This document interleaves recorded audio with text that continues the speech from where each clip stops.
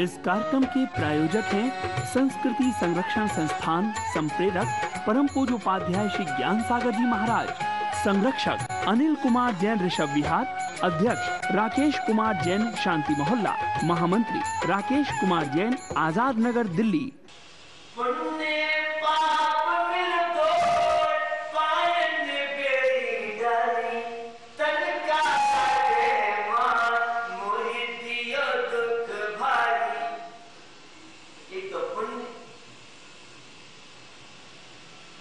सोने की बेड़ी है और एक पाप लोहे की, और दोनों बेड़ी। अब आपका प्रश्न ही या की चर्चा है एक न्याय की भाषा में स्वमुख बाधित मेरी माता बंध्या है, ऐसा न्याय दीपिका में और प्रेम रत्नमाला में अनंत दीप स्वामी ने न्याय के प्रसंग में चर्चा की कि तेरी माता बंध्या है तो तू क्या किया, ये उसका मनोभाव। हम ये कह रहे हैं तो पुण्य पाप दोनों एक है, एक सोने की बेड़ी है, एक लोहे की बेड़ी है, ये स्ववचन बात है। जब तू स्वयं कह रहा है कि लोहा और सोना स्वयं कह रहा है, फिर दोनों को एक कैसे मानता है? गुड़ का भाव क्या है और लोहे का भाव क्या है? आपको मालूम है लोहा भी आजकल लोहे वाले को कोई नहीं बोलियो।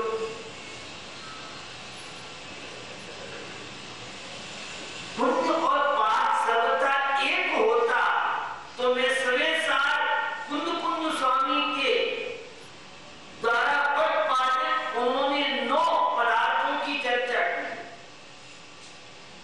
फिर पदार्थ और होने चाहिए, स्वतंत्र गाथा चाहिए। अगर सर्वथा एक होता तो पुण्य पाप अधिकार भी स्वतंत्र अधिकार है समय साथ।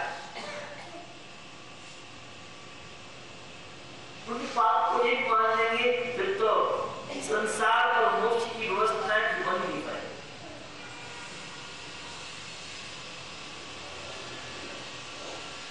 और सर्वथा भिन्न माने तो भी व्यवस्था नहीं है।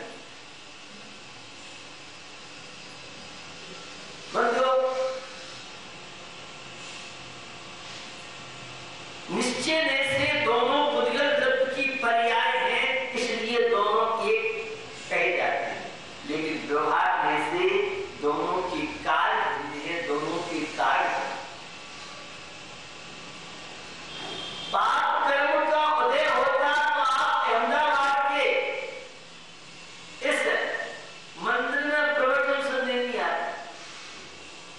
पाप का उदय होता तो भगवान पार्श्वनाथ की पूजन भक्ति और दर्शन के लिए आपकी रुचि नहीं बनती।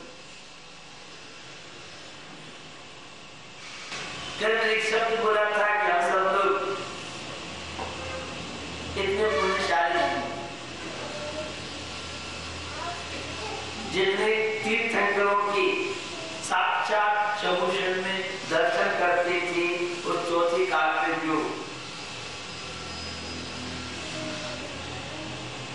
और पापी कहने का मतलब यह था कि हम दुर्गति से आए हुए हैं, नीच गति से आए हुए हैं, क्योंकि उच्च गति से आने वाले और सम्यक दृष्टि जी यहाँ नहीं आते। इस दृष्टि से मेरा कथन था, आपने समझने का प्रयास किया। तो पुण्यशाली इसलिए भी है हम लोग कि हमने इस हुंडा अवसरपणी काल में जन्म लेने के बाद हमें मनुष्य पर्याय मिली, उच्च कुल मिला और जिन धर्म जैसा धर्म मिला उसमें रुचि है, इसलिए हम किसी दृष्टि से कह सकते हैं हम पुण्यशाली। और हुंडा अवसरपणी काल में जन्म लिया है और वो भी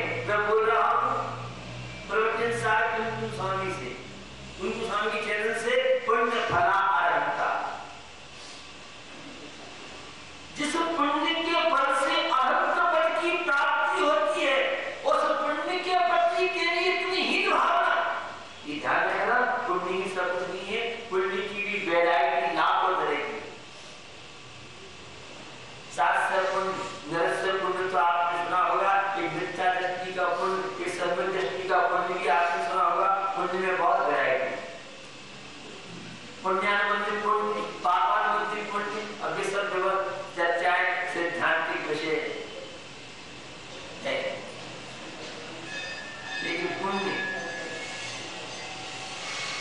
बहुत बड़ी। और पुण्य एकांत से संसार का कारण ऐसा भी नहीं है। आप कहां से बोल रहे हैं? सर्वशक्ति पूजपा स्वामी से भी। पुण्य की परिभाषा क्या की उन्होंने? जो आत्मा को पवित्र बनाए और पुण्य कहलाता है। सम्यक दृष्टि की जो शुभ क्रियाओं के द्वारा पुण्य का अर्जन होता है, वो मोक्ष मार्ग में, धार्मिक क्षेत्र में, आत्म कल्याण के क्षेत्र में सहयोगी बनता है। और पुण्य का उदय नहीं होगा तो हम देशना भी सुन सकते। आज हमारे अपना पुण्य का उदय नहीं है कि साक्षात तीर्थंकरों के शमोशन में जाकर के आप वह देशना सुन सकते। देवों को तो हो सकता है सम्यक दृष्टि दे रहे, उन्हें तो लाभ मिल सकता है। शमोशन में आपको मालूम है देवों की स्पेशल व्यवस्था है। 12 सभाओं का वर्णन आपने सुना। तो पुण्य की क्वालिटियां हैं और पुण्य पाप होता एक नहीं है। निश्चय में से दोनों के एक पुद्गल की पर्याय होने से, लेकिन व्यवहार में से दोनों के कार्य, दोनों के कारण है। पुण्य के लिए भगवान की पूजन, भक्ति, व्रत, उपवास, शुभ क्रियाएं इतनी आसानी से नहीं है। अच्छे कामों में मन नहीं लगता है, याद करने में मन नहीं लगता है, पूजन भक्ति में मन नहीं लगता है, और पाप कार्यों में खूब मन लगता है। 16 कार्य पर्व चल रहे हैं, 10 लक्ष्य पर्व चल रहे हैं। यहाँ कई लोग व्रत उपवास जिनके पुण्य का उदय है, वे 16 कार्य के व्रत उपवास के द्वारा विशुद्धि बढ़ा रहे हैं, संपत्ति और प्रजा को प्राप्त।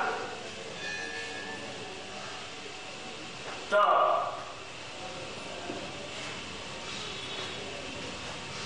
पुण्य के प्रति हीन भावना अगर जीवन में है तो क्या सम्यक दर्शन सुरक्षित आपका है? क्या धर्मात्मा आप कहलाएंगे? क्योंकि सबसे ज्यादा पुण्यशाली तीर्थंकर प्रभु हैं जिनकी हम पूजा भक्ति रचना करें।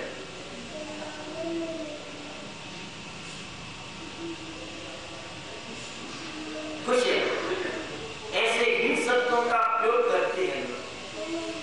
काग बीत सम गिनत है सम्यक दृष्टि योग। चक्रवर्ती की संपदा इंद्र सरीखे हो, काग बीत सम गिनत है सम्यक दृष्टि।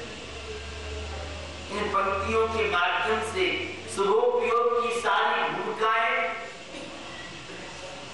आत्म कल्याण के सहयोगी जितने कार्य हैं, स्वाध्याय भी पुण्य का अर्जन हो रहा है। आत्मा का चिंतन कर रहा है, वहां भी पुण्य का अर्जन हो रहा है। वहां जो चर्चा की है पुण्य के प्रति, पुण्य के फल में आसक्त मत हो, पुण्य की कामना मत करो। मुख्य रूप से तुम्हारा उद्देश्य एकत्व चैतन्य आत्मा की आराधना करना है, संसार बंधनों से मुक्त होना है। जब तक पुण्य पाप चलते रहेंगे तब तक सिद्धालय के वासी नहीं बन सकते। इसलिए पुण्य सब कुछ नहीं है, लेकिन पुण्य कुछ भी नहीं है, ऐसा एकांत नहीं है। पाप कर्म का उदय जब आता है तो धर्म कार्यों में, प्रशस्त कार्यों में उत्साह नहीं होना, यह भी पाप कर्म का उदय है। श्रावक के 6 आवश्यक कार्य, व्रत है, उपवास है, स्वाध्याय पूजन आदि है।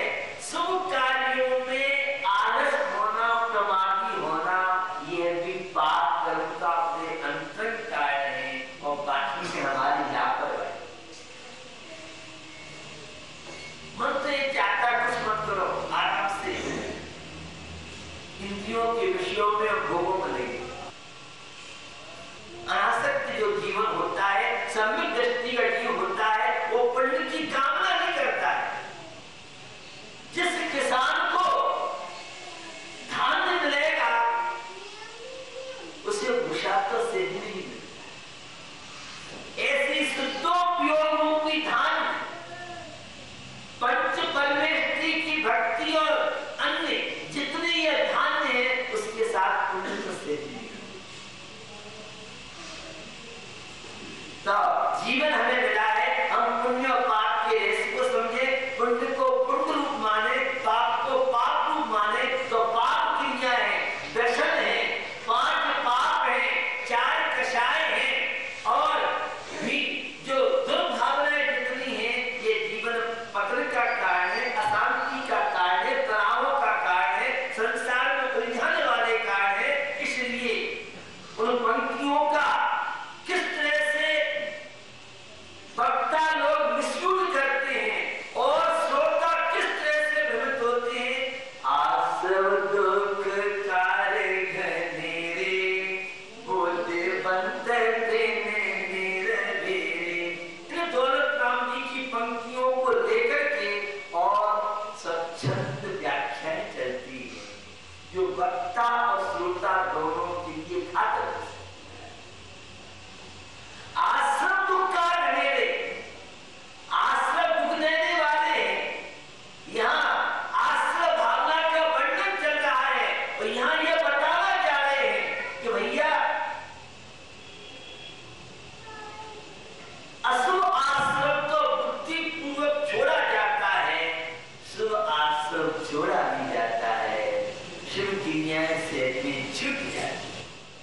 तो आश्रम के भी शुभ आश्रम अशुभ आश्रम 2 भेद हैं, और उस अशुभ को तो बुद्धिपूर्वक छोड़िए, शुद्धोपयोग का लक्ष्य रखिए, और जब आत्मा में रमण करोगे, मुनि बन करके और छपक श्रेणी में आरूढ़ होगे, केवल कामी बन जाओगे, फिर सारे विकल्प छूटते चले जाएंगे। तो अशुभ आश्रम ये है, शुभ आश्रम भी का के अनुसार उपाधि है। कोई भी इस शुभ आश्रम से, साथ से, पुण्य से तीर्थंकर नहीं बच सकते हैं। और तू व्यस्त जीवन में पुण्य पाप को एक मान के बैठ जाएगा तो तेरा पतन न हो। इसलिए हमें पुण्य और पाप के रहस्य को समझना चाहिए। बात कर रहा था सर,